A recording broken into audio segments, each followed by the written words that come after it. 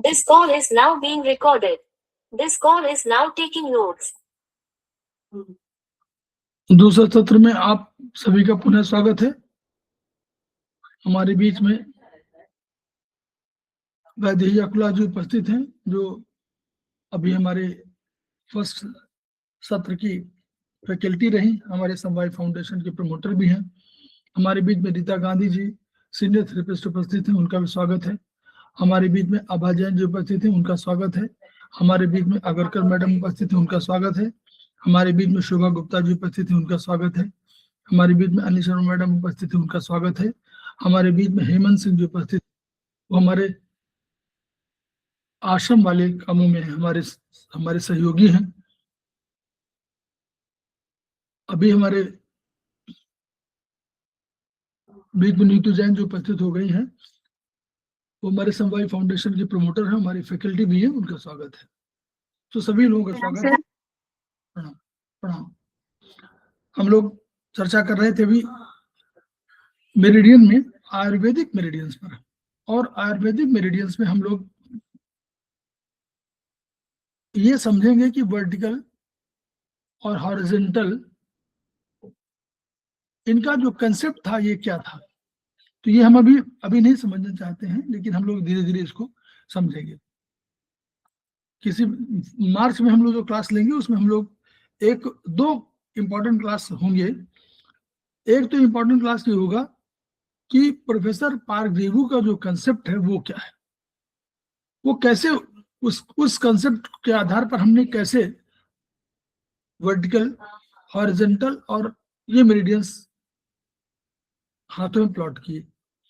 दूसरा important class ये होगी कि जो डॉक्टर वॉल का कंसेप्ट है, तो डॉक्टर वॉल के कंसेप्ट के हिसाब से कैसे सब उन्होंने एनर्जी को पूरा डिसाइड कर दिया, और कैसे संसार में जब ऊर्जा के नियम की बात चलने लगी तो क्यों ऊर्जा के नियम की आवश्यकता पड़ी, और हम लोग क्यों बाद में कहने लगे कि ऊर्जा ही महत्वपूर्ण है। इसीलिए सारी थ्योरी ऊर्जा पर आधारित है, इसलिए हम लोग उसको जरूर पढ़ना चाहेंगे। तो हम लोग आज पढ़ रहे हैं laws relating to contravention of key और रिबेलियस की। अभी तक हम लोगों ने पढ़ा था कि कोई स्टेग्नेशन कहीं पर हो रही है तो क्या है, और हम लोगों ने पिछले क्लासेस में पढ़ा कि स्टेग्नेशन अगर है यानी ऊर्जा रुकी हुई है, ऊर्जा प्रवाहमान होनी चाहिए, उसका मूवमेंट होना चाहिए। अगर ऊर्जा रुक रही है कहीं पर तो प्रॉब्लम क्रिएट कर रही है, और प्रॉब्लम क्रिएट कर रही है तो हमेशा हमने माना है कि जब ऊर्जा रुकेगी तो यानी हमारी ऊर्जा बढ़ी हुई है, सामान्यतः बढ़ी हुई है, सामान्यतः ऊर्जा बढ़ी हुई है, ये हमको मानना है। और फिर हम लोगों ने देखा कि ऊर्जा ये जो हमारा स्टेग्नेशन होता है, अगर हम ऊर्जा की बात करते हैं तो स्टेग्नेशन है, और अगर हम कभी रक्त की बात करते हैं या लिक्विड की बात करते हैं तो हमको स्टेसिस कह सकते हैं उसको। तो रक्त की बात होती है नॉर्मली तो रक्त में स्टेसिस बोलते हैं, और अगर ऊर्जा रुकती है तो हम लोग बोलते हैं कि स्टेग्नेशन। दो शब्द। फिर हम लोग चर्चा किए कि ये कहाँ सबसे अधिक होती है, तो हम लोगों ने देखा कि लीवर में सबसे अधिक होती है। हम लोगों ने ये भी देखा कि जब हम चाइनीज जो हमारे वैज्ञानिक थे या हमारे दार्शनिक थे, उन्होंने ये देखा कि वुड एक एलिमेंट है, और वुड से जब जोड़ा उन्होंने तो वुड से उन्होंने लीवर को जोड़ दिया, लीवर और गॉलब्लैडर को। तो यानी लीवर जैसे वुड का नेचर है वैसे लीवर का नेचर भी उन्होंने निर्धारित किया, और कहा कि जैसे वुड ऐसे ऐसे आगे पीछे ऊपर नीचे ऐसे घूमता है, वैसे ही लीवर की ऊर्जा, यद्यपि सामान्य ऊर्जा ऊपर की ओर जाती है, लेकिन लीवर को अपनी इस ऊर्जा को जो भी लंग्स बनाता है उस ऊर्जा को पूरे शरीर में छितराने के काम, पूरे शरीर को अनेक दिशाओं में बिछाने का काम भी लीवर का होता है। लीवर उसमें सहयोगी जरूर है, मुख्य काम मान लीजिए अगर लंग्स करता है तो लीवर की भूमिका भी है कि वो उनको डायरेक्शन देता है सब जगह जाने का। और अगर लीवर कि ऊर्जा कहीं रुक गई बाय द वे, तो वो ऊर्जा क्या करती है, वो जितने भी आसपास के कमजोर ऑर्गन होते हैं वहां अटैक करती है। तो पहला जो ऑर्गन है जो अटैकिंग नेचर का होता है वो लीवर है। सामान्य अवधारणा पर हम माने तो समाज में जो प्रचलित है, अगर उसके हिसाब से माने तो लीवर को हम लोग मान रहे हैं कि फादरली है। अगर मदरली हम लोग स्प्लीन को मान रहे हैं चाइनीज एक्यूप्रेशर में, तो हम फादरली मान रहे हैं, फादर का नेचर मान रहे हैं लीवर का। लीवर वही सब काम करता है जो फादर नॉर्मली करना चाहता है या करता है समाज में। कैसे प्लानिंग बनानी है, कैसे आपको डिफेंस देना है, कैसे आपको बाहर जाने के रास्ते सुझाने हैं, कैसे आपको जीवन में विकास करने हैं, ये काम जो है आपको लीवर देता है। स्प्लीन मदर के रूप में है, कैसे खाना बनाना है, कैसे भोजन को सप्लाई करना है, कैसे सबको स्वस्थ रखना है, ये काम। और सुरक्षा भी जिम्मेदारी, जब कभी आवश्यकता पड़ी तो सुरक्षा के लिए जिम्मेदारी भी उसकी है, इसीलिए उसको सबसे बड़ा ऑर्गन माना जाता है कि डिफेंस का सबसे बड़ा। तो ये दो कंसेप्ट हैं, इनको मानव जीवन से आप लोग संभाल के चलेंगे तो आपको पूरा कंसेप्ट क्लियर होता चलेगा। तो अब एक तो उन्होंने कहा लीवर बहुत महत्वपूर्ण है, दूसरा उन्होंने कहा कि लीवर के साथ साथ एक हमारा स्मॉल इंटेस्टाइन भी बहुत जरूरत है। उसमें भी कभी ये रुकावट आ गई तो जो उसका काम है रक्त बनाने का, अल्टीमेटली रक्त बनाने का काम उसका नहीं है, लेकिन जो जीवन में आवश्यक है, जो हम मेटाबॉलिज्म में पढ़ते हैं कि हमको कार्बोहाइड्रेट चाहिए, हमको ग्लूकोज, हमको कार्बोहाइड्रेट, हम और खाते क्या है, कार्बोहाइड्रेट खाते हैं, फैट खाते हैं, और उसके साथ साथ हम प्रोटीन खाते हैं। तो ये इस रूप में वनस्पतियां प्रकृति में हैं, उन्होंने ऐसे अपने रूप में उनको शोषण करने की उनके पास शक्ति है, हमारे पास वो शक्ति नहीं है। तो जब वो मिली और हमने उनको भोजन को पचाना चाहा तो शरीर ने कहा कि हम इस रूप में इसको नहीं पचा सकते, तो शरीर ने एक सिस्टम बना दिया, एक मशीन बनाई गई, और उस मशीन से क्या हुआ, वो मशीन तमाम तरह का हुआ, उसमें डाइजेस्टिव सिस्टम उसको कह सकते हैं, आप कोई नाम ले लीजिए। तो उस सिस्टम में ये हुआ कि हम इसको ग्लूकोज को हम लोग कार्बोहाइड्रेट को ग्लूकोज में कन्वर्ट कर देंगे, तो हम इसको एब्जॉर्ब कर लेंगे, इसको हम अपने लिए प्रयोग कर पाएंगे।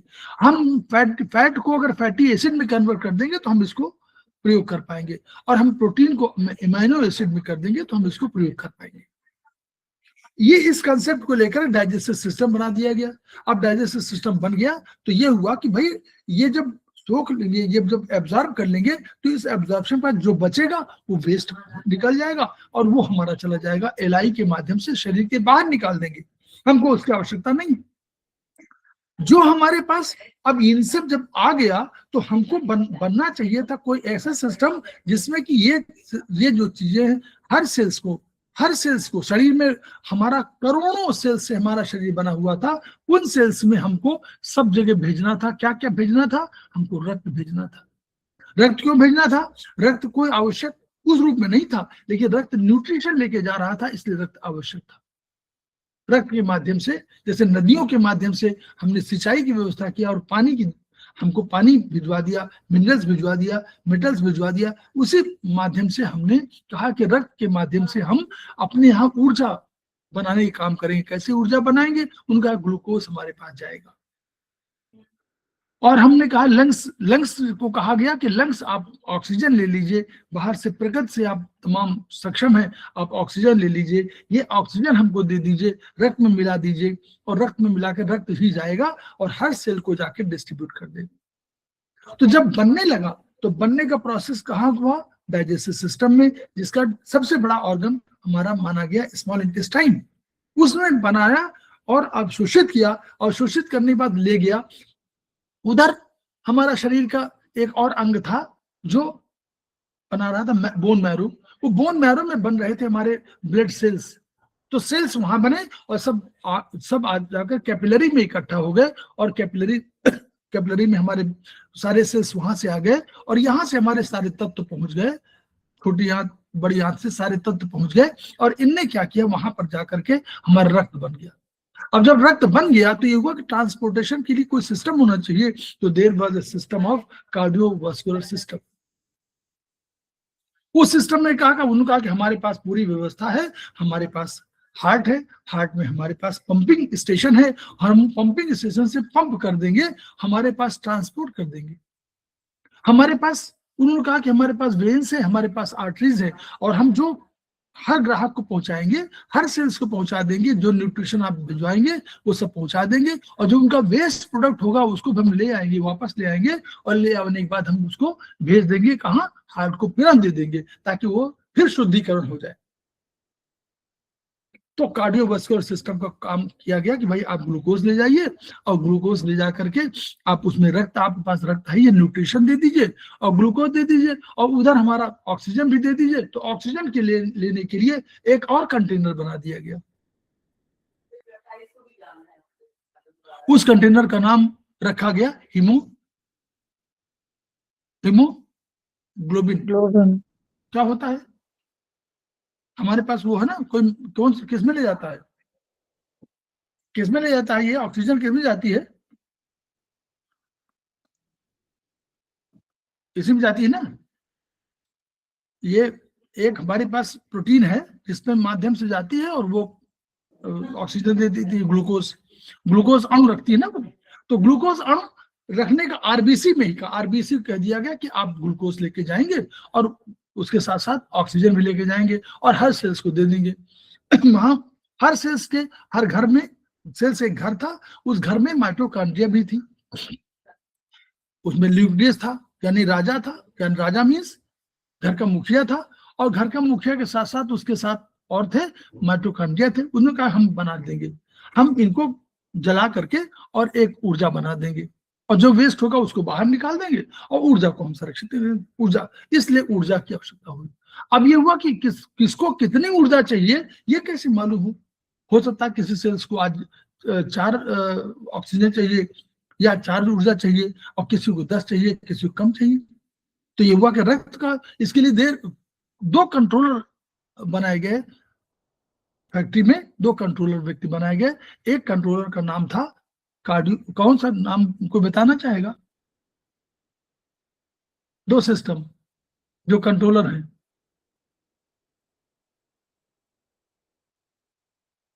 शरीर में दो कंट्रोलर हैं, उनका नाम, एक कंट्रोलर हमारा नर्वस सिस्टम है और दूसरा हमारा है एंडोक्राइनल सिस्टम।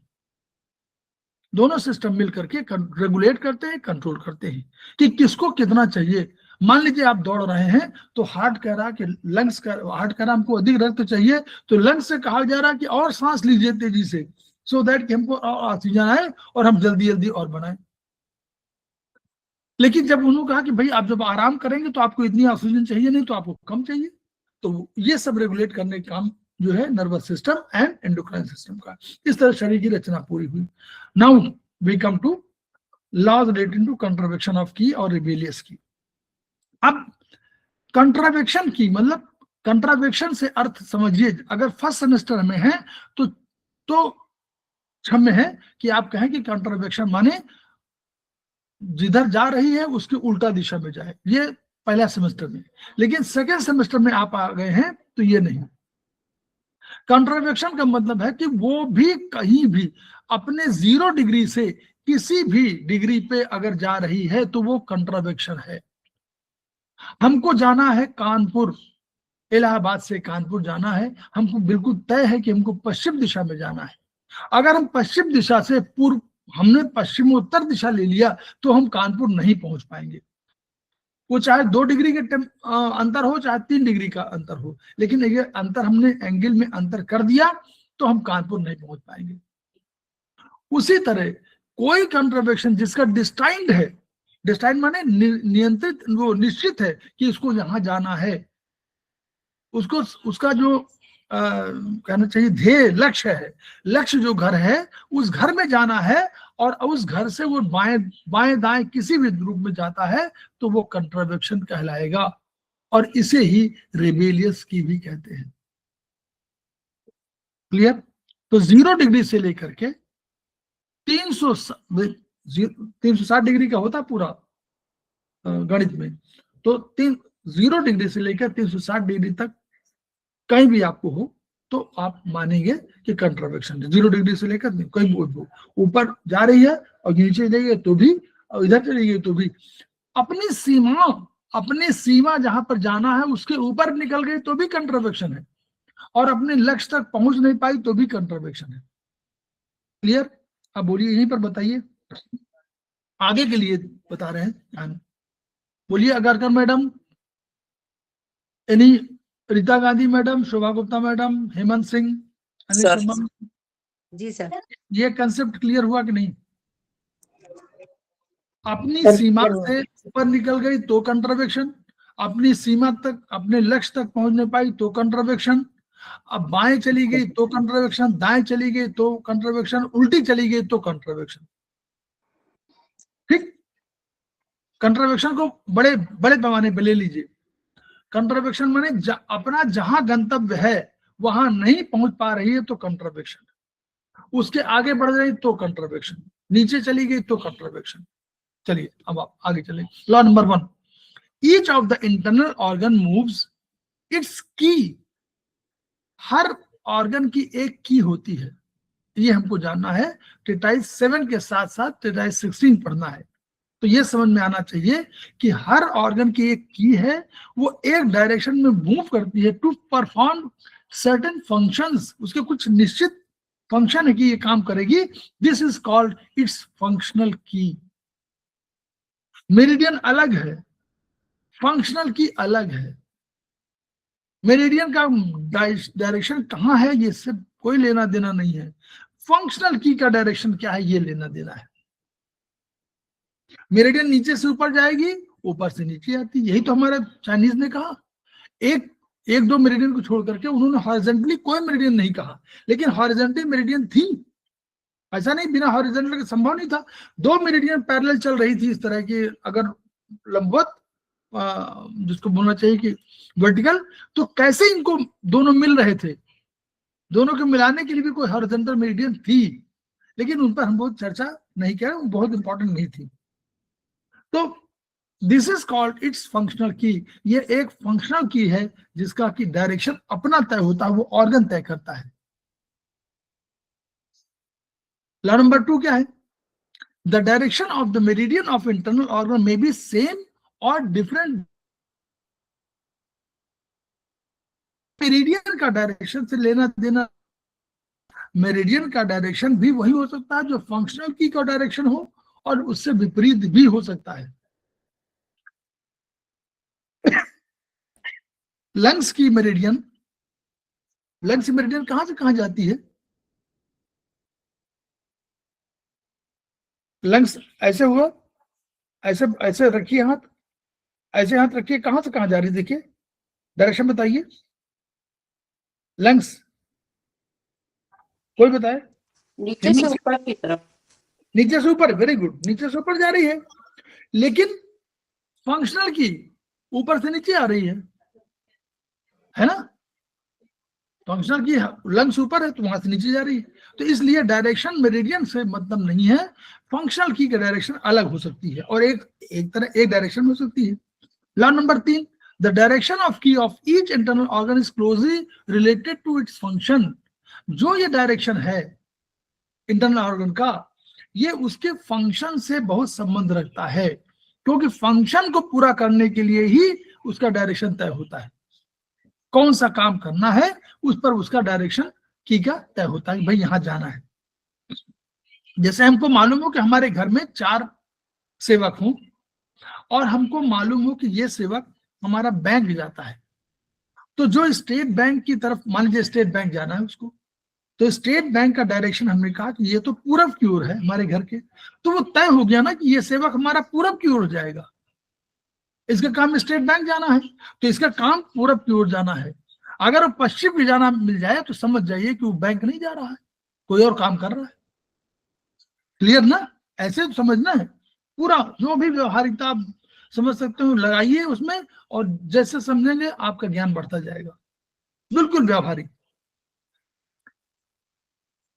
अब when the functional key flows in wrong direction, it is called contravention of key और rebellious key। वो वहां नहीं जा रहा, उसको स्टेट बैंक जाना था सेवक को, वो स्टेट बैंक के बगल में थोड़ा सा एंगल पर, थोड़ा सा दूर एक सेंट्रल बैंक है मान लीजिए, तो एक वो सेंट्रल बैंक में चला गया, तो स्टेट बैंक तो नहीं गया ना, काम हमारा नहीं हुआ, पैसा हमारा जमा है स्टेट बैंक ऑफ इंडिया में, वो सेंट्रल बैंक ऑफ इंडिया पहुंच गया, तो पैसा नहीं निकाल पाएगा, उसको काम नहीं कर पाएगा। हमारा काम था स्टेट बैंक ऑफ इंडिया को जाना, वो थोड़ा सा उसके बगल में डायरेक्शन थोड़ा सा चेंज किया, उसने वहां चला गया, नहीं काम पाएगा। तो व्हेन द फंक्शन की flows in wrong direction, wrong direction माने उल्टा डायरेक्शन नहीं होता है, रॉन्ग, रॉन्ग माने रॉन्ग, बायां दायां ऊपर नीचे कहीं भी हो सकता है। तो रॉन्ग डायरेक्शन में अगर फ्लो कर रही है तो it is called contravection of key और रिबेलियस की।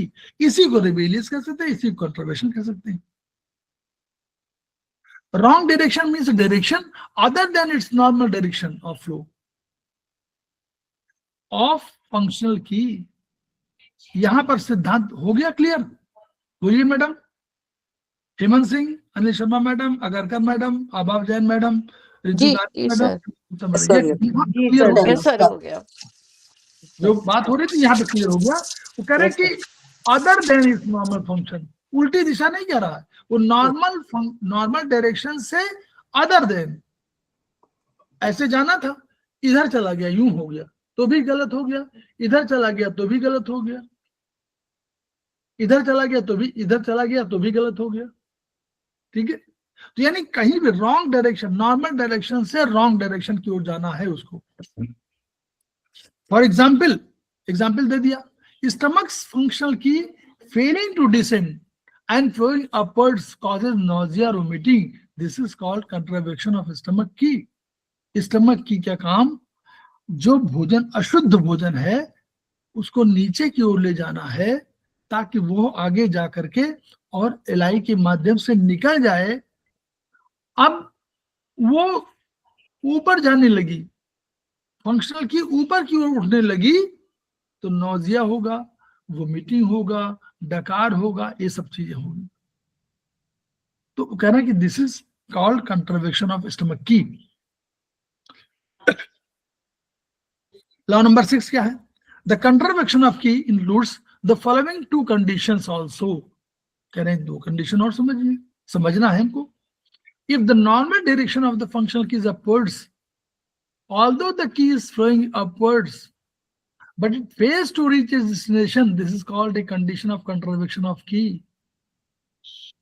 फिर वही क्लियर हो गया ना? कह रहे हैं कि अगर फंक्शनल की का जाना है ऊपर की ओर, कोई बात नहीं है, वो ऊपर की ओर गई भी है, उसने अपनी पूरी कोशिश किया, लेकिन वो फेल्स टू रीच। आपके बच्चे को स्कूल जाना है,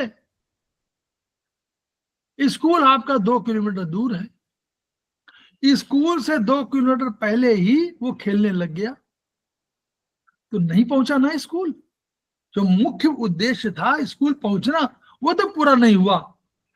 भले वो उसी डायरेक्शन में आगे बढ़ा हो, डायरेक्शन चेंज नहीं हुआ, उसी डायरेक्शन में गया, स्कूल के डायरेक्शन की तरफ ही गया, उसी डायरेक्शन में चला गया, कहीं इधर उधर नहीं गया, लेकिन स्कूल से 2 मीटर पहले वो खेलने लग गया, स्कूल नहीं पहुंचा। This is also called a condition of contraction of key। Clear? Hemant Singh? Yes sir. Clear हो गया? यस। कंट्रवेक्शन यानी उद्देश्य से भटक जाना, ऐसा भी बोल सकते हैं ना। उद्देश्य नहीं, जो आपका लक्ष्य वहां पर पहुंच ना पाना, डायरेक्शन उसी वो डायरेक्ट भटका नहीं है, वो उसी डायरेक्शन की ओर गया था, लेकिन वहीं पर उसकी ताकत रुक गई। अच्छा, किन्हीं कारणों से वो भी कंट्रवेक्शन है। यानी जो आपका लक्ष्य है वहां तक न पहुंचने के जितने तरीके संभव हैं वो सब कंट्रवेक्शन है, ये उसका अर्थ है। This is deficiency type of contravection of qi. यहां कंट्रवेक्शन डिफिशियंट है, वो जा ही नहीं पा रहा, उसको हार्ट में पहुंचाना था उस एनर्जी को, मान लीजिए किसी को हार्ट तक पहुंच नहीं पाया तो हार्ट काम तो हुआ नहीं।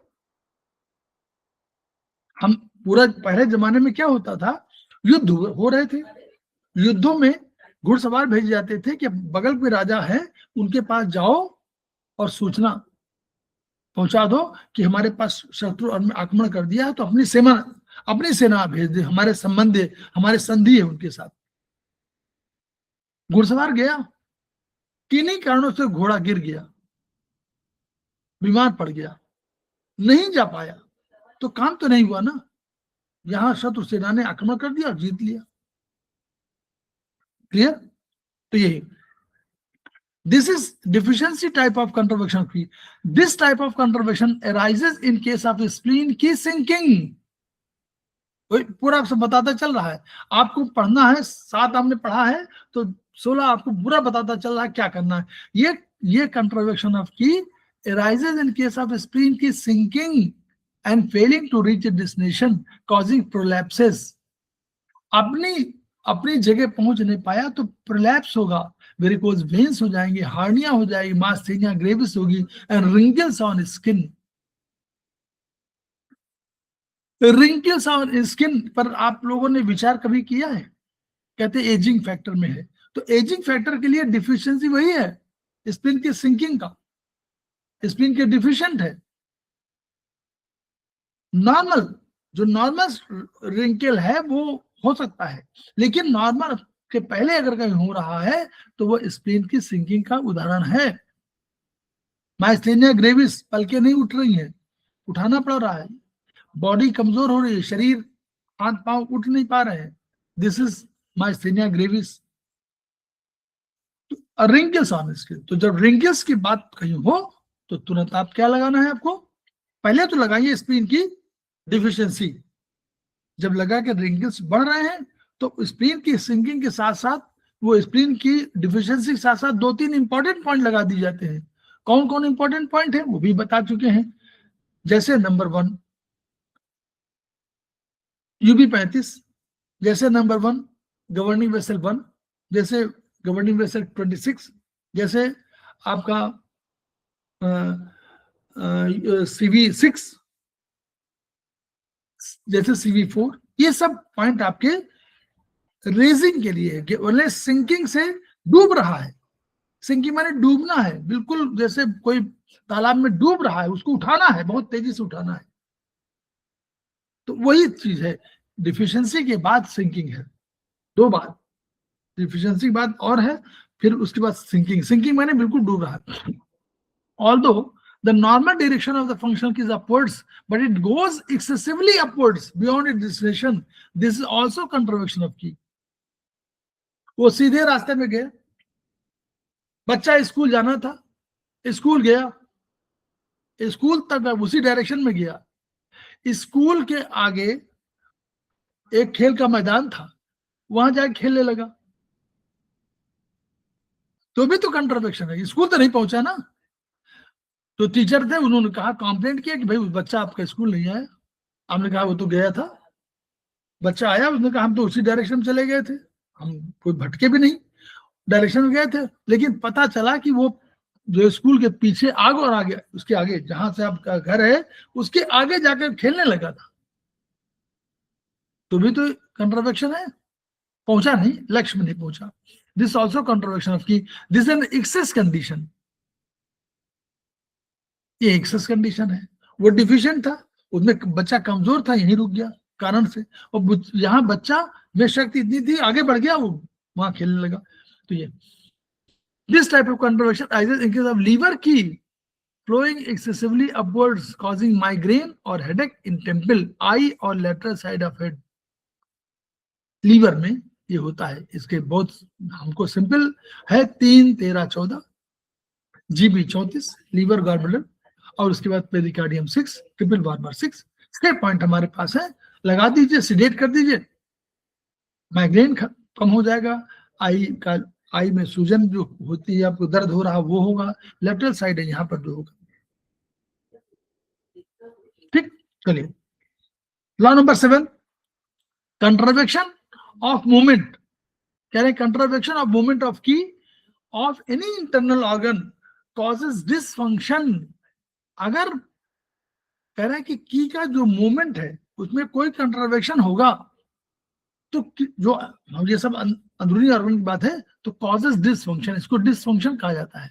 भाई कार्य ठीक नहीं हो पा रहा, हमारा स्कूल बच्चा स्कूल नहीं पहुंचा तो कहा जाएगा रिजल्ट तुम्हारा खराब आएगा, तुम अच्छे बच्चे नहीं हो, पढ़ने वाले बच्चे नहीं हो। आपका सेवक गया, बैंक नहीं गया, बैंक के बगल में चला गया, तो आप कहोगे कि तुमने अच्छा काम नहीं किया, तुमको अगली बार से इंक्रीमेंट नहीं देंगे या हटा देंगे। There are 2 types of contravection of qi. कह रहा है एक्सेस टाइप ऑफ कंट्रोवर्शन की एंड डिफिशिएंट टाइप। हमने देखा भी कि एक्सेस है और डिफिशिएंट भी है। Law number 9, all contravection are of excess type except spleen qi sinking and kidney qi contravection which are of deficient type. और बता दिया, क्लैरिटी ऑफ विजन देखिए, पूरा बता दिया खेमका सर ने कि भाई स्प्लीन की सिंकिंग और किडनी की कंट्रोवर्शन अगर होगा तो इसको ही हम लोग कहेंगे डिफिशिएंट टाइप का, और शेष जितने भी होंगे सब एक्सेस टाइप के होंगे। All contravection are of excess type except spleen qi sinking कहे तो डिफिशिएंसी, और किडनी की कंट्रोवर्शन तो डिफिशिएंसी। इसी को केवल टोन करेंगे और सबको आपको सिडेट करना है। अब आपको जो आप पूछते रहते थे, लोग जो पूछते रहते थे कि सिडेट करें कि टोन करें, बता दिया कंट्रोवर्शन है लीवर के संबंध में, सब में सिडेट कर दीजिए। और उसमें कह रहे हैं कि स्प्लीन की सिंकिंग तो उसमें टोन कर दीजिए, किडनी की कहा तो टोन कर दीजिए। Following are the normal direction of the functional key of each internal organ। वहां तक पैरा वो पार्ट 7 में जहां कहीं आपको ऑब्जेक्शन था या कंफ्यूजन था कि भाई इंटरनल ऑर्गन की ऊर्जा कहाँ जाती है, ये था ना लास्ट पैरा में जहां डायरेक्शन है।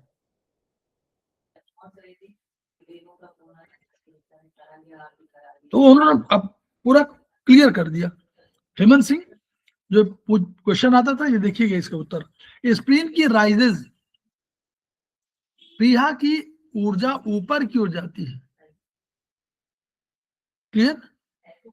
Yes sir. लंग्स की डिसेंस, लंग्स की नीचे की ओर जाती है, ये पूरा डायरेक्शन बता दिया। हार्ट की स्क्रीन पे तो शो हो नहीं रहा, आप जो पढ़ा रहे हो हाँ? स्क्रीन पे तो शो नहीं हो रहा, वैसे आप वैसे मतलब क्या नहीं शो रहा? जो आप ये बता रहे हो सर, लीवर सर की आप राइजेस। बुक से पढ़ा रहे हैं? दिख नहीं रहा क्या? नहीं सर, कब से ही नहीं दिख रहा, ये वही लिख सारे पीडीएफ लिखा है ये सब कुछ। आपको नहीं दिख रहा क्या? शेयर नहीं हो रहा क्या मैडम? नहीं सर। नहीं सर, और लोग नहीं बताइए। सर, खाली नहीं हो पीडीएफ रहा। ही दिख रहा है। हैं? खाली ये पीडीएफ दिख जो रहा है, वो पीडीएफ शो दिख नहीं रहा कर है, रहा वो है। नहीं दिख रहा है। पीडीएफ के नाम दिख रहे हैं, जो दिख नाम रहा है लिखे हैं वो। Book 1 point treatment book 1, 1 point treatment book 2, ये दिख रहा है। अब तो अभी तो इतना दूर तो हम लोग पढ़ा रहे थे, बता ही नहीं रहे आप लोग। अच्छा, सर आप किस बुक से पढ़ा रहे हैं? क्योंकि दिखा ही नहीं रहा था इसलिए पूछा। ओह, तो ये बताना चाहिए था पहले, ये तो मैं पूछता। एनीवे, चलिए अभी एक सेकेंड।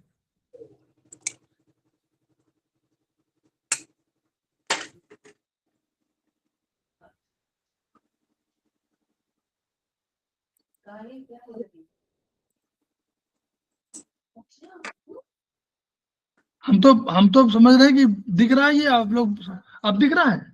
Yes sir. तो ये बताना नहीं चाहिए हेमंत, इतनी देर से पढ़ रहे हैं तो बताना चाहिए। तो हम तो समझ रहे हैं कि आपको दिख रहा है, मैं बार बार पूछ भी रहा हूँ। सर आप बोल रहे थे तो सुन रहे थे सर।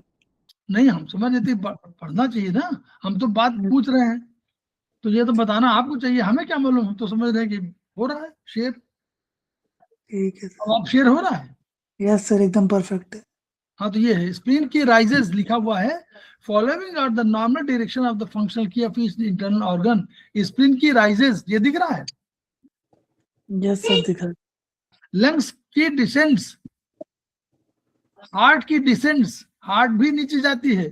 लीवर की एसेंट्स एंड एक्सटेंट्स, लीवर की ऊपर की ओर जाती है। किडनी की डिसेंट्स, किडनी की ऊर्जा नीचे जाती है। अब क्लियर हुआ कि नहीं? किडनी में बहुत कंफ्यूजन है। तो नीचे से ऊपर जाती है। किडनी की ऊर्जा नीचे जाती है, बहुत कंफ्यूजन लोगों को है कि ऊपर क्यों जाती है। नहीं, कि स्टमक की डिसेंट्स, आमाशय की ऊर्जा नीचे जाती है। यूरिनरी ब्लैडर की डिसेंट्स नीचे क्यों जाती है? स्मॉल इंटेस्टाइन नीचे जाती है, बड़ी आंत की नीचे जाती है, तो ऊपर जाने वाली बहुत कम है। लीवर की ऊर्जा है, और किसकी स्प्लीन की है। स्प्लीन की और लीवर की, बस दो ही है।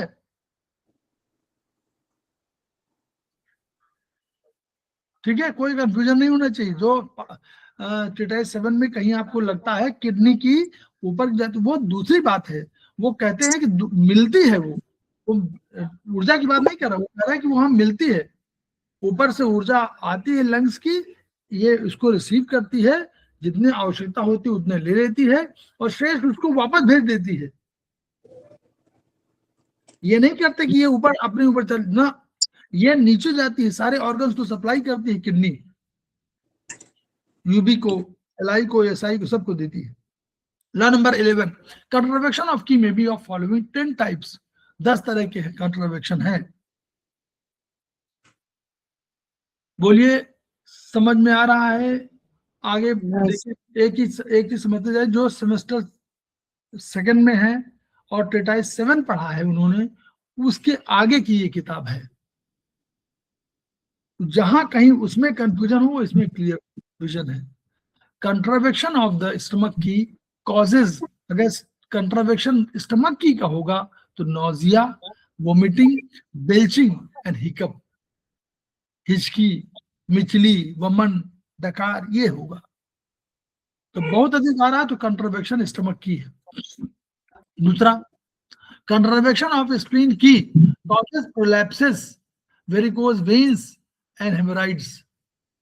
अब ये कंट्रावेक्शन हम बार बार बता चुके हैं कि ये कंट्रावेक्शन आपका डिफिशिएंट टाइप का है, तो इसको आपको टोन करना होगा। Contravection of the lungs qi causes cough and asthma with problems in exhaling. ठीक है, अगर कंट्रावेक्शन लंग्स की होगा तो एक्सेल करेंगी। ठीक है, तो ये उसको ध्यान रखना है, तो एक एक चीज को ध्यान रखते चाहिए।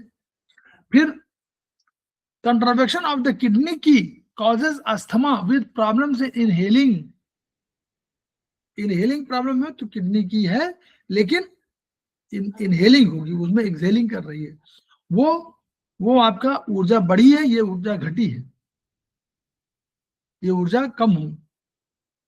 कंट्रावेक्शन of the heart qi causes mental restlessness and insomnia, मानसिक बेचैनी, अनिद्रा, कंट्रावेक्शन हार्ट की है।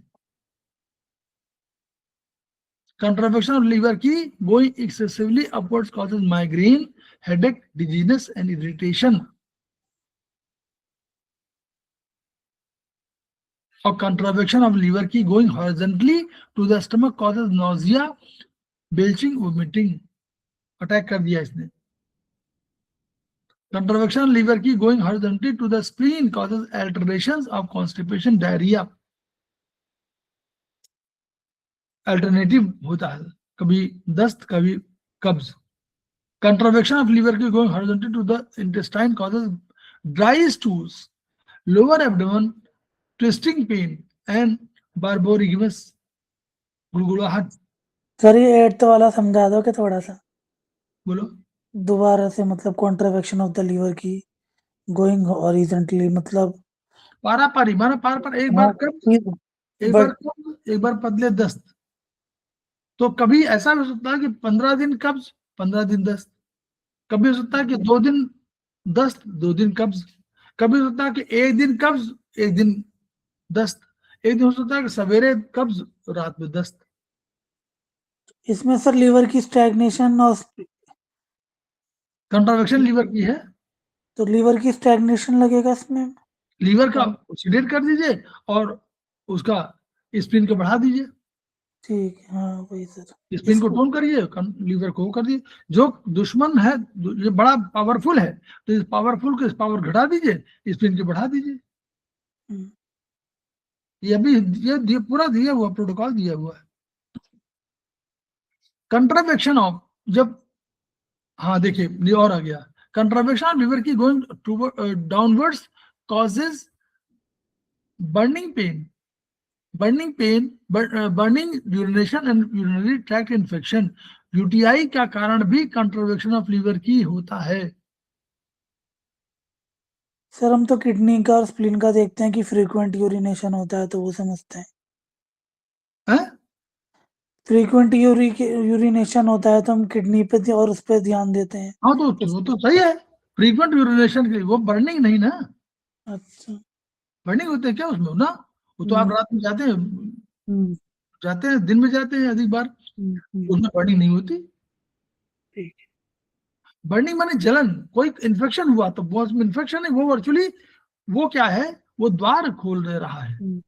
आपका अधिक क्यों हो रहा है, क्योंकि वो द्वार जो बंद होना चाहिए वो द्वार खुला हुआ, दो द्वार है ना, एक ब्रेन से वो है और एक आपकी इच्छा पर है, ऑटोनोमिक नर्वस सिस्टम से, और एक ब्रेन के सिस्टम से, सेंट्रल नर्वस सिस्टम से है। तो सेंट्रल नर्वस सिस्टम जो है,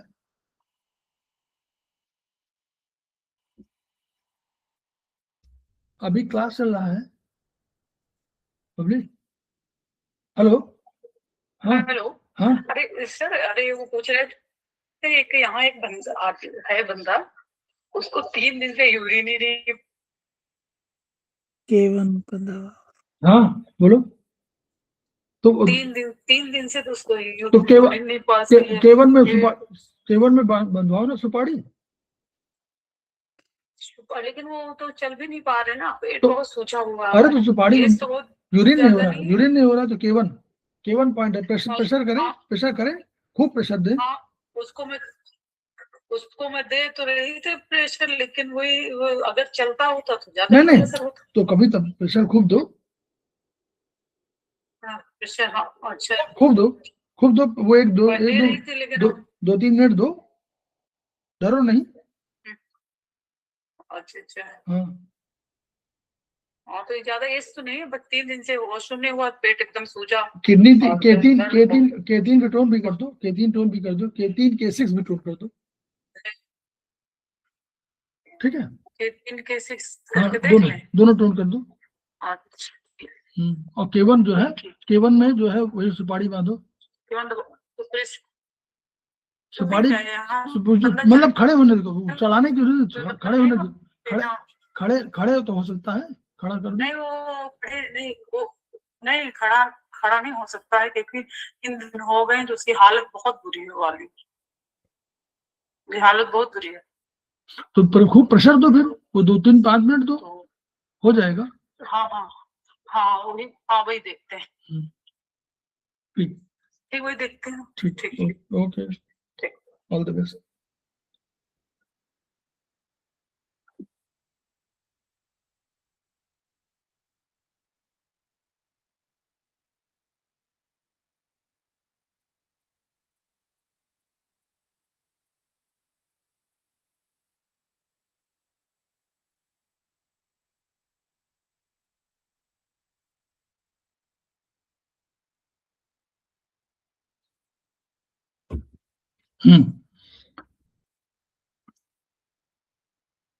हाँ तो हाँ बोलिए।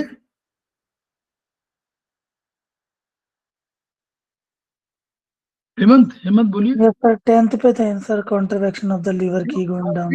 यूरिनरी यूटीआई माने जलन, खूब जलन होती है, काफी बर्निंग होती है, तो वो बर्निंग यूरिनेशन अगर होगा तो कंट्रावेक्शन है, इन्फेक्शन के लिए उसमें। तो हम लोग आयुर्वेद में लगाते हैं, 0 to 9 स्टेज में करते हैं, और जो ट्रीटमेंट करते हैं के अलावा, लेकिन यहाँ पर हम लोग यूटीआई का इन्फेक्शन, लीवर कंट्रावेक्शन ऑफ लीवर की में भी लगा सकते हैं, ठीक है। यस। ये कंट्रावेक्शन ऑफ स्टमक की causes nausea, vomiting, belching, hiccup. Stomach की फंक्शनल की भोजन में पाचक रस मिलाकर और उसको महीन कणों के घोल के रूप में परिवर्तित कर नीचे पाचन के लिए स्मॉल इंटेस्टाइन में भेजती है, ठीक है।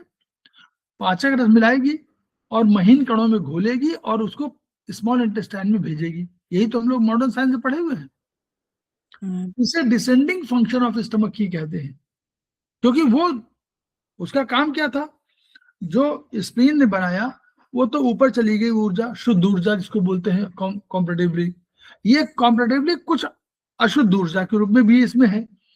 तो ये पाचक रस मिलेगा और उसको घुलेगी, मॉडर्न साइंस कहती है कि स्मॉल इंटेस्टाइन भेज देती है, तो डिसेंडिंग ऊपर से नीचे उतरेगी। अगर स्टमक की भोजन को नीचे की ओर प्रवाहित नहीं कर पाती, मतलब ताकत नहीं है, कमजोर है किसी कारण से, तो क्या होगा, भोजन उल्टा चलने लगता है, नीचे नहीं जाएगा, ऊपर चलेगा और व्यक्ति को मिचली होगी, वमन होगी। When the stomach की fails to descend and starts flowing upwards, it is called contraction of stomach key or rebellious key. अब कौन कौन कारण और जिम्मेदार हैं? Emotional problem such as anxiety and worry interferes with the descending of the stomach qi. अगर आपको बहुत अधिक इमोशनल प्रॉब्लम है या बहुत एंजाइटी है तो भी आपको ये हो सकता है, तो भी आपको मिचली वमन ये सब हो सकता है. Students face this condition at the time of examination. अगर स्टूडेंट हैं तो इम्तिहान हुआ तो उनको वोमिटिंग भी हो गई, सब होते, तमाम लोग हैं, हो जाता है. ए बिजनेसमैन में face it out the time of income tax और सेल्स टैक्स असेसमेंट और रेट्स असेसमेंट हो सकता है क्योंकि एंजाइटी है. In the case of death of a near relative one में फेस दिस कंडीशन. तो ये भी पूरा देखिए बहुत अधिक क्लियर बता दिया गया है. मेन सिम्टम क्या है? नोजिया, मिचली आएगी, वमन होगा, वोमिटिंग होगी, बेल्चिंग होगी, हिचकी होगी, खाना आमाशय से वापस मुंह को आने लगता है और व्यक्ति का खाने का मन नहीं करता. कैसे खाएगा जब उसको वोमिटिंग लग रही है? ट्रीटमेंट पैटर्न देखिए. Treatment of contravection of stomach की इज एन एक्सेस कंडीशन. तो इसमें क्या है? एक्सेस कंडीशन है तो सीडेट का क्या कर रहे हैं? पेरिकार्डियम का 6 sp4 p6 sp4, ये हम लोगों ने सेमेस्टर 4 वालों ने पढ़ा होगा इस पॉइंट को. स्टमक 4 वो सॉरी जो हमारे सेमेस्टर 4 वाले हैं ये जानते होंगे p6 sp4 का yes sir. Combo combination. Pericardium का 6 और sp4 है ना कोई? Yes sir. चलिए मैडम चली गई क्या? ऋतु जैन बोल रही. तो ये एनीवे तो दो ये पॉइंट बहुत इंपॉर्टेंट पॉइंट है जो आप पढ़ेंगे सेमेस्टर 4 में आपका एक्स्ट्रा ऑर्डिनरी वेसल में. ये बहुत बढ़िया पॉइंट है. तो ये आपके इसी प्रोसेस के लिए डाइजेस्टिव सिस्टम के लिए बहुत इंपॉर्टेंट पॉइंट है. तो ये दोनों पॉइंट रिलेट होंगे. CV13 और CV10 कल बताया था. CV13 क्या है, CV10 क्या है? कॉम्बिनेशन बदल गया. कल मैडम शोभा गुप्ता नहीं थी क्या उसमें? नहीं थी ना सर. कल थी ना तो कल बताया था. बताइए CV13 CV10 थोड़ा सा आइडिया. हम कोई टेस्ट नहीं ले रहे हैं, ये नर्वस सिस्टम का बताया था ना सर. CV6 ना CV13-10 स्टमक का जो कॉन्सेप्शन वेसल नीचे से जाती है ना ऊपर से, ऊपर की ओर. तो CV10 पड़ता है आपका पाइलोरस के सामने जी. तो CV13 पड़ता है आपका ऊपर. कहां पर? कार्डियक पार्ट के पास. तो इनका कहना यह है कि 13 और 10 दोनों को तो ऊपर जो जा रहा था इस द्वार को इन्होंने सिलेक्ट किया, इस द्वार को सिलेक्ट किया. तो ऊपर से नीचे जाना है खाने को, तो 13 भी कर दिया, 10 भी कर दिया, तो ऊपर दोनों का ऊपर नीचे कवर कर लिया. इसलिए 13 और 10 पॉइंट दिया हुआ है. ऊपर नीचे दोनों कवर कर लिया.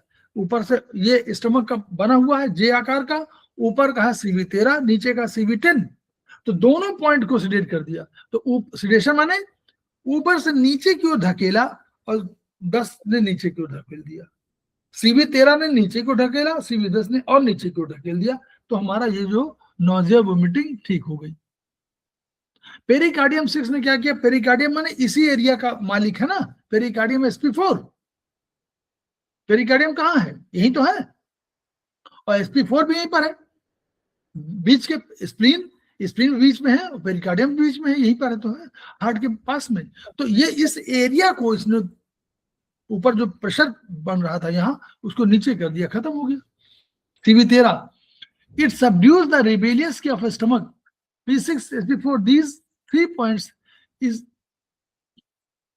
CV10. These 3 points stimulate the descending function of stomach. सारा खाना नीचे की ओर चला गया.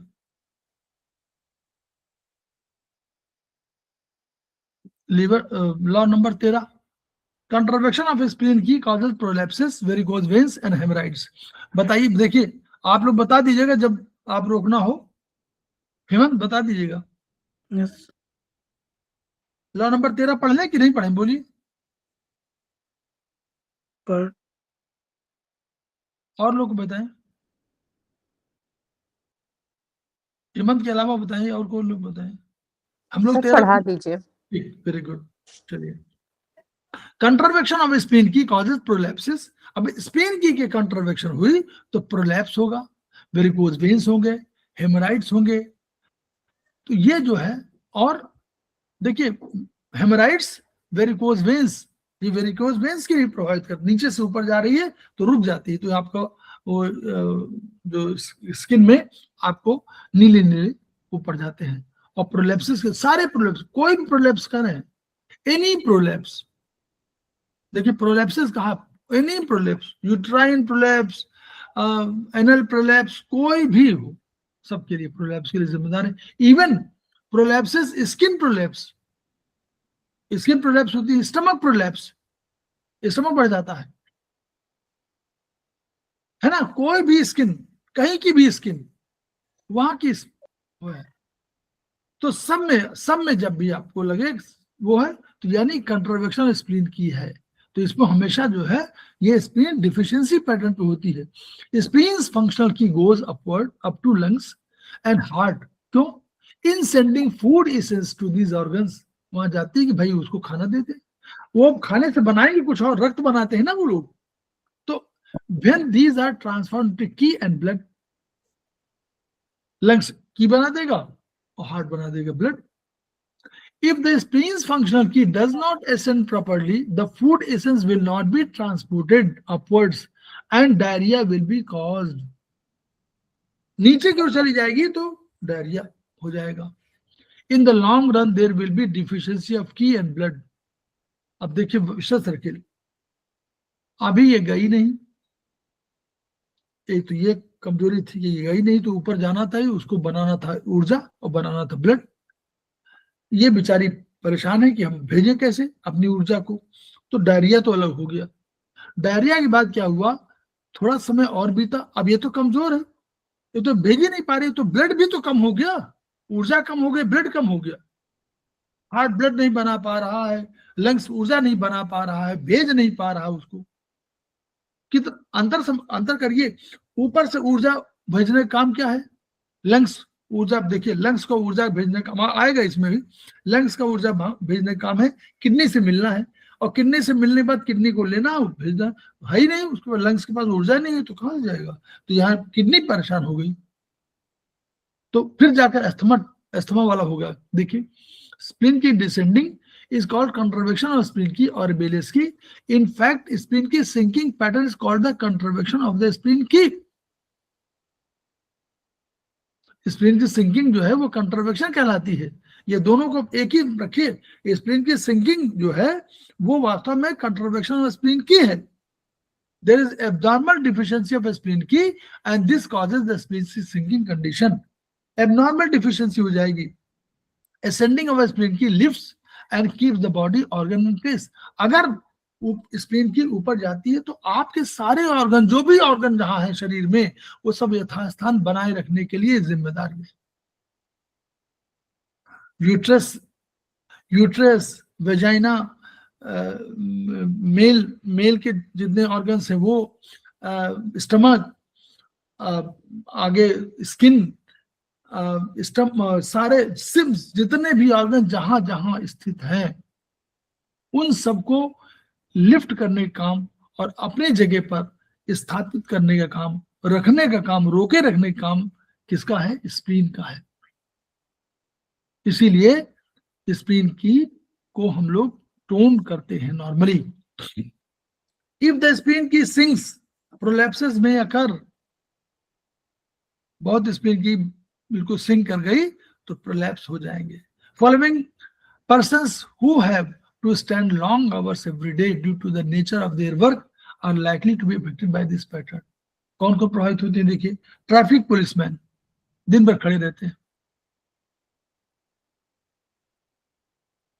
Bus conductor, workers working on machines, दिन भर खड़े रहते हैं, building workers, कुक्स who work in standing condition for long hours every day, वो नारियां भी जो लगातार जिनके यहाँ बहुत काम हो रहा है और खाना बनाने का काम लगातार कर रही हैं, वो भी इसमें श्रेणी में आती हैं, उनको भी स्प्लीन की सिंकिंग हो सकती है। पैरों में दर्द होना शुरू हो जाएगा, पैरों में ताकत घट जाएगी, वर्चुअली स्प्लीन सिंकिंग को। एक ने कहा कि हमारे घर में पूरे संयुक्त परिवार है और 40 लोग हैं, तो सब हमारे घर में खाना निरंतर बनता रहता है। निरंतर माने 1-8 घंटे को कभी चाय बन रही है, कभी खाना बन रहा है, कभी किसी को खाना है, किसी को नाश्ता बन रहा है, कोई ये जा रहा है। तो अल्टीमेटली क्या है, वो उनको पैर बोले कि हम पैर में बिल्कुल जैसे जान नहीं है, तो यही है spleen sinking. Cooks who work in standing condition for long hours every day, 8 spleen qi deficiency causes in the long run spleen qi sinking. पहले डिफिशियंसी होगी, समझ में नहीं आएगा तो सिंकिंग हो जाएगी। और क्या कारण है, excessive consumption of cold and raw foods में cause spleen deficiency.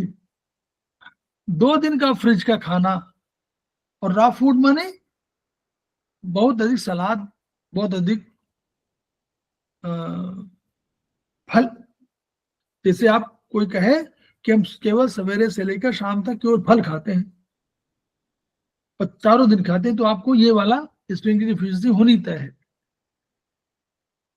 Consumption of cold, खूब ठंडी चीजें, आइसक्रीम, खूब कोल्ड ड्रिंक, और फ्रिज में रखा हुआ 2-3 दिनों का खाना, और स्पेशली जो बाहर से परचेज होता है डिब्बा बंद में, तो नहीं चली, वो भी उसी में आ जाएगा, कोल्ड की उसमें। बाहर से आयातित मीट वगैरह भी इसी श्रेणी में आ जाएंगे, वो भी तो कोल्ड है, वो तो डीप फ्रीजर में रखा हुआ है, किसी ने बताया कि वो 6 साल पहले का है। तो ये ईटिंग एट इरेगुलर टाइम्स में cause spleen qi deficiency. Time ही नहीं मालूम है, आज सवेरे 8 बजे खा लिया तो कल जो है रात को 12 बजे खा रहे हैं।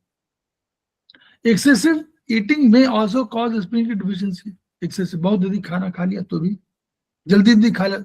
ईटिंग टू लिटिल और eating protein deficient diet can also spleen की। पर्याप्त आपका भोजन न हुआ तो भी। एक्सेसिव मेंटल वर्क और थिंकिंग, स्प्लीन क्या है, विचारों के लिए बहुत अधिक सोच रहे हैं तो भी ये प्रॉब्लम क्रिएट करेगी। This is common in students and businessman. Student और बिजनेसमैन में ये बहुत नॉर्मल है।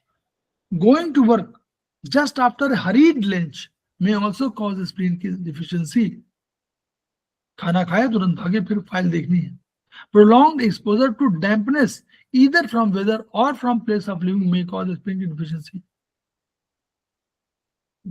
आपने नहाए और नहाने के बाद पूजा में बैठ गए और 2.5 घंटे पूजा की आपने, और ये रूटीन आपका है, तो भी हो सकता है।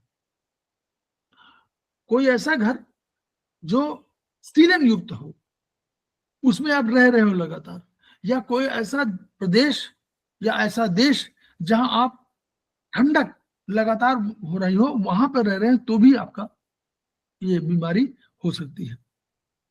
स्प्लीन की सिंकिंग में कॉज आमाशय, गर्भाशय, आंतों, एनस, वजाइना, किडनी, यूबी, प्रोलैप्स ऑफ, शरीर में कहीं भी किसी प्रकार के स्थान, कहीं भी, hernias of any type anywhere in the body. अब आपको समझ में आ गया कि ट्रीटमेंट कहां करना है। माइस्थेनिया ग्रेविस, गंभीर पेशी दुर्बलता के कारण आंख की पलक, ओंठ, कान की लोल, स्तन, गले की पेशियां, पेट सब नीचे उतर जाती हैं, उसको उठाना पड़ता है। Prolapse of rectal veins in the form of haemorrhoids, varicose veins, wrinkles in the skin, bearing down sensation in abdomen, frequency urgency of urination। Kidney के साथ स्प्लीन की सिंकिंग जिम्मेदार है। हेमंत सिंह, ये भी एक Yes, sir. Urgency of urination, ये भी spleen की वजह से भी हो। किडनी को लगाइए स्प्लीन की, किडनी यांग ऊर्जा देती है स्प्लीन यांग को, और स्प्लीन यांग अगर डिफिशिएंट होगी तो किडनी यांग को भी डिफिशिएंट कर देती है। दादी है ना वो, स्प्लीन कौन है? दादी है किडनी की, है कि नहीं? बोलिए, यस सर। दादी है कि नहीं? ऐसे मत बोलिए आप हम चार्ट से बोल रहे हैं, ऐसा मत बोलिए कि कोई दादी ऐसे बोल रहे हैं। बोलिए अनिल शर्मा मैडम, दादी है कि नहीं? जी हैं। जी जी सर। जी सर। हाँ, मदर इन लॉ। यस, आप Yes. मदर कह सकते हैं, मदर कोई, हम तो ये उसमें बोलते नहीं, उसका उसके बेटे के रूप में आपके पास वो है, लंग्स है, लंग्स का बेटे के रूप में, ये तो नेचुरली दादी के रूप में हुई। एनीवे, तो ट्रीटमेंट क्या है? देखिए सबको टोन करना है। कौन कौन उनको? SP3, देखिए आप इसको पढ़िएगा, सरल सरल भाषा में देखिएगा, नीचे पढ़िए, SP3 6 CV12 UB20 21, ठीक है। अब इसमें एक ST36 जोड़ दीजिए। तो स्प्लीन का, अगर स्प्लीन की डिफिशियंसी हो तो हमको कौन सा यूज करने हैं? 3 स्प्लीन के पॉइंट और 3 स्टमक के पॉइंट। थोड़ा सा बस नोट कर लीजिए, बस समझ में आ गया। SP3 6, 3 क्या है? एनर्जी, 6 भी एनर्जी, 6 भी क्या कर रहा है? 6 मिलती है किडनी की, SP6 में मिलती है किडनी, स्प्लीन और लिवर। लीवर। गुड। तो SP3 और 6 दोनों जिम्मेदार, और UB20 बैकशू पॉइंट है किसका? स्प्लीन का। तो स्प्लीन का। स्प्लीन के 3 पॉइंट होगा, SP3 6 UB20, क्लियर? बहुत बढ़िया हो गया। अब बैकशू पॉइंट क्यों? बैकशू पॉइंट हमेशा क्या होते हैं? पीठ पीछे होते हैं, यांग साइड है, याद करिए, और एनर्जी हमारी घटी है, तो यांग साइड में अगर एनर्जी हमारी बढ़ा दें तो ठीक हो जाएगा ना। तो 3 पॉइंट हो गया स्प्लीन के, और 3 पॉइंट स्टमक के। देखिए 3 पॉइंट कौन है? CV12 स्टमक का क्या पॉइंट है? स्टमक का फ्रंट शू। फ्रंट शू, यस, फ्रंट सुपर। फ्रंट शू पॉइंट है। और एक ST36 जोड़ दीजिए इसमें। ST36 क्या पॉइंट है? स्टमक का ही तो पॉइंट है ST36, उसका कौन है? वो है, अरे ऑर्गन सोर्स पॉइंट होगा, अर्थ पॉइंट, ऑर्गन सोर्स पॉइंट हो गया। और UB21 बैकशू पॉइंट स्टमक का। तो ये स्प्लीन की अभी डिफिशियंसी की बात हम लोग कर रहे हैं, ठीक, क्लियर? अब हम कह रहे हैं भैया नहीं, ये कह रहे हैं डिफिशियंसी के बाद भी ये हो जाता है। अब सिंकिंग देखिए, सिंकिंग पैटर्न देखिए, सिंकिंग में ऐड क्या किया गया है? ST21 ऐड किया है, नंबर 1। दूसरा क्या यूज किया है? CV6। CV6 क्या पॉइंट है? ऊर्जा का सागर। CV6 कहा था ना अभी, गवर्निंग वेसल 1 और 20, 1 कहाँ है? गवर्निंग वेसल 1 नीचे है, और गवर्निंग वेसल 20 कहाँ है? ये चुटिया, दोनों एक दूसरे से जुड़े हुए हैं। बड़ी भाई ये सहस्त्रार चक्र है। और वो 50 वाली खातों से बिना मोबाइल देखे हैं।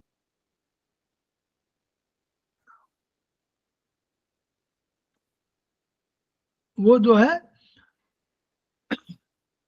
चुटिया, GB1 GB20 दोनों एक ही एक्सिस से जुड़े हुए हैं, इसलिए दोनों बहुत महत्वपूर्ण हो गए। और CV6, 3 तो पॉइंट हम लोग ऐड किए।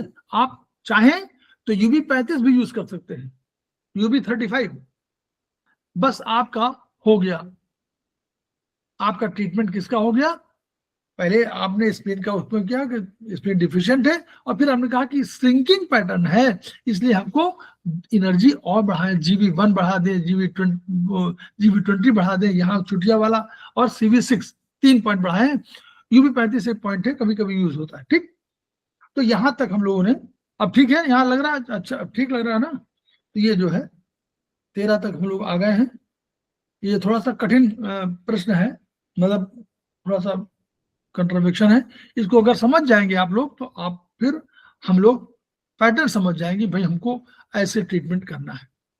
तो हम लोग खेमका सर को पुनः याद कर रहे हैं, उनकी ऊर्जा को याद कर रहे हैं, और ऊर्जा को याद क्यों इसलिए कर रहे हैं कि उन्होंने इतने सरल शब्दों में हमारे लिए लिख के दिया है। हम अगर इसको आत्मसात कर लें तो शायद काफी हमारा भला होगा, लेकिन उसके साथ हमारा धर्म बनता है कि हम अपने ज्ञान को आगे भी प्रसारित करें, आगे भी ट्रांसफर करें। अगर आगे ट्रांसफर नहीं करेंगे तो हमारा ज्ञान यही रुक जाएगा, और तब उनका सपना पूरा नहीं होगा जो कहते हैं each one reach one, each one treat one, each one teach one. इन्हीं शब्दों के साथ हम लोग कल फिर मिलते हैं दूसरे टॉपिक के साथ। Thank you sir. नमस्ते सर, थैंक यू सर।